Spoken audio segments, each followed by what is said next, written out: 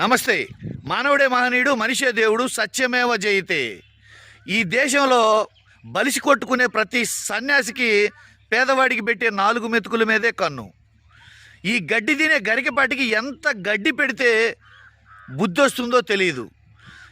పసిపిల్లలకు పెట్టే 4 మెతుకుల మీద నువ్వు బలిసి మాట్లాడుతున్నావంటే నిన్నేమనాలి? ఈ ప్రభుత్వాలు కూడా ప్రభుత్వ విధానాలకు వ్యతిరేకంగా రాజ్యాంగ స్ఫూర్తికి విరుద్ధంగా మాట్లాడిన ఈ గరికపాటికి చట్టపరమైన చర్యలు తీసుకొని రాడ్డు దింపాలి కదా.